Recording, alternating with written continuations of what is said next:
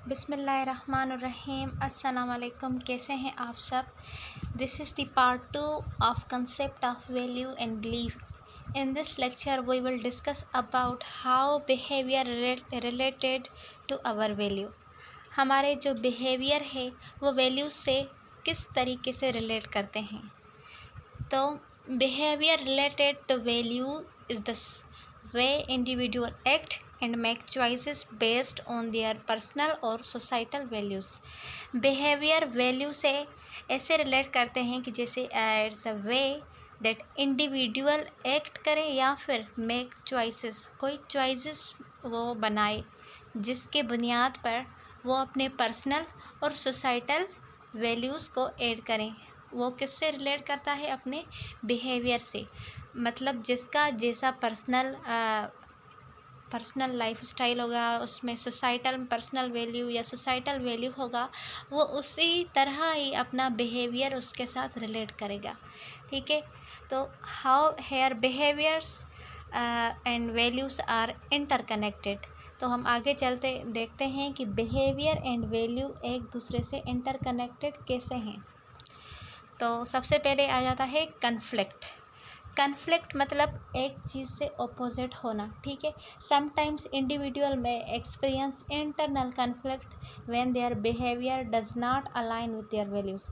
कभी कभी ऐसा होता है कि कोई बंदा जो है ना, उस पर अंदर से एक फीलिंग आ रही होती है कि हमारा जो बिहेवियर है वो हमारे वैल्यूज़ के साथ मैच नहीं करा।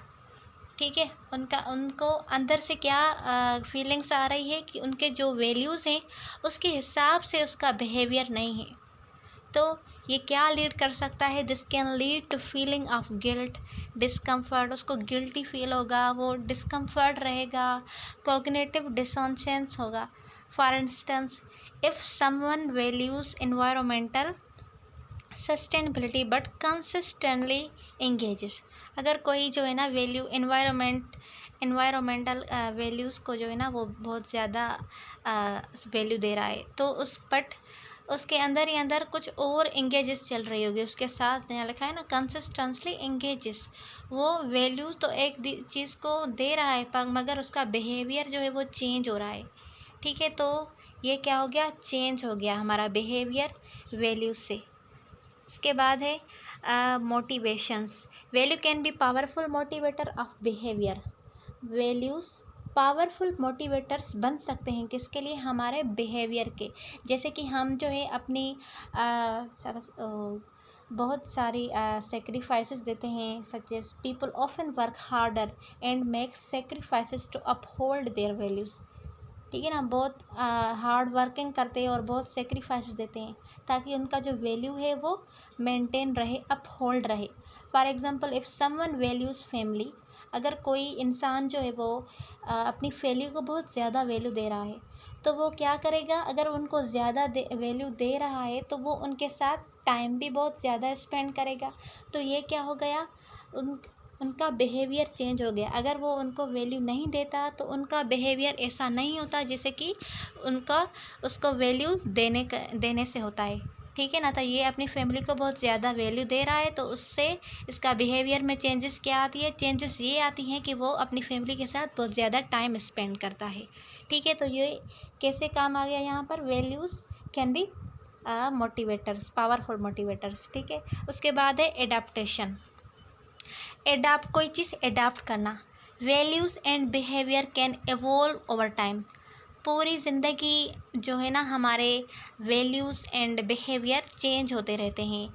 Generate, evolve means change. ठीक है, लाइफ के एक्सपीरियंस से, एक्सपोजर टू न्यू आइडियाज़ से ऐसे क्या होता है? हमारा वैल्यूज़ जो है वो चेंज हो जाते हैं। कि मतलब पहले हम किसी एक चीज़ को देते थे, तो टाइम बाय टाइम हमने उसको छोड़ दिया, हमने किसी और चीज़ को वैल्यू देना स्टार्ट कर दिया। तो ये क्या हुआ? ये अफेक्ट कर रहा है आपके वैल्यू एंड बिहेवियर को, क्योंकि आप पहले किसी चीज़ को वैल्यू दे रहे थे, अब आपने उसको छोड़ दिया, अब आपने किसी और चीज़ को वैल्यू दे रहे हैं। ठीक है, तो आपका बिहेवियर भी उसके साथ चेंज हो जाएगा, which in turn affect how a person behaves. ठीक है, उसके बाद है consistency. Value can provide a framework for consistent behaviour. Value एक फ्रेमवर्क प्रोवाइड करता है इंडिविजुअल को कि उसका जो बिहेवियर है वो कंसिस्ट रहे।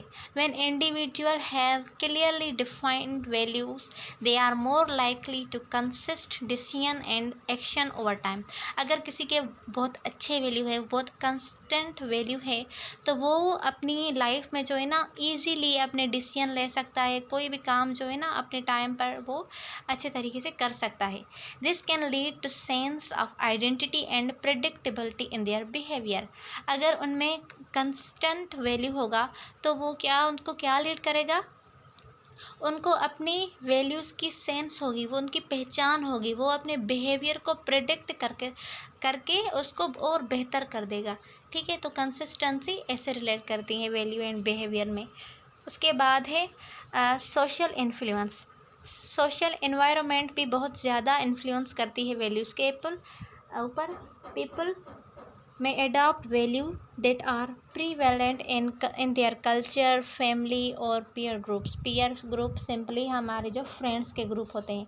ठीक है, तो हमारा वैल्यूज़ चेंज होता रहता है, हमारे कल्चर के हिसाब से चेंज होता है, फैमिली के हिसाब से चेंज होता है। ठीक है, तो वो अगर हमने जो है ना फैमिली को कुछ और वैल्यू देते हैं और हम अपने दोस्तों में बैठते हैं तो हम कुछ और बन जाते हैं। ठीक है ना, जैसे हम टीचर से बात करते हैं वैसे ही हम अपने फॉर एग्ज़ाम्पल हम अपने फ्रेंड से उस टोन में बात नहीं करते। हमारा जो है वहाँ पर वैल्यू चेंज हो जाता है और उसके बाद हमारा जो बिहेवियर है वो ऑटोमेटिक वो भी चेंज हो जाता है। ठीक है ना, आपने ये नोट किया होगा कि आप टीचर से किस तरह बात करते हो और अपने फ्रेंड से किस तरह बात करते हो, अपनी फैमिली से किस तरह बात करते हो। जैसे फ्रेंड से बात करते हो तो आप वैसे ही फैमिली से बात नहीं करते, क्योंकि अब यहाँ पर आपका वैल्यू चेंज हो गया।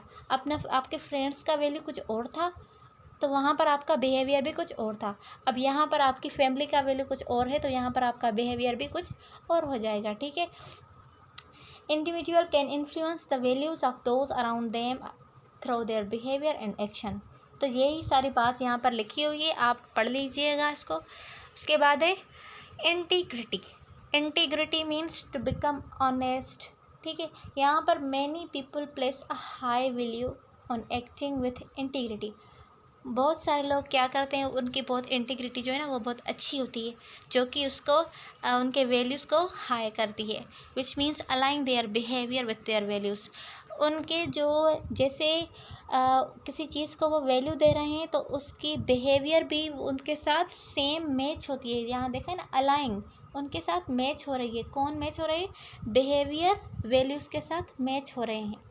ठीक है, consistently demonstrating integrity can enhance trust and credibility.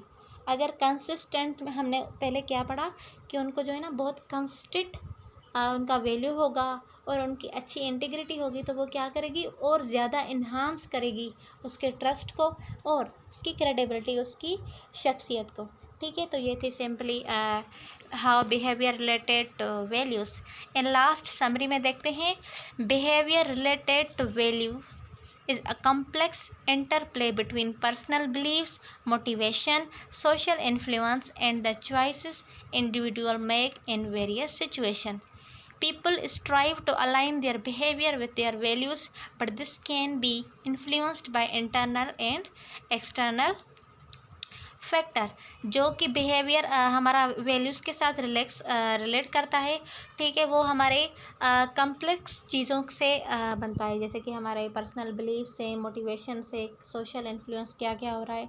ठीक है, तो ये जो है ना पीपल्स को अलाइन करता है ताकि जैसे उनका बिहेवियर एंड वैल्यूज़ जो है ना वो उनके साथ अलाइन हो। ठीक है, but this can be influenced by internal and external factors.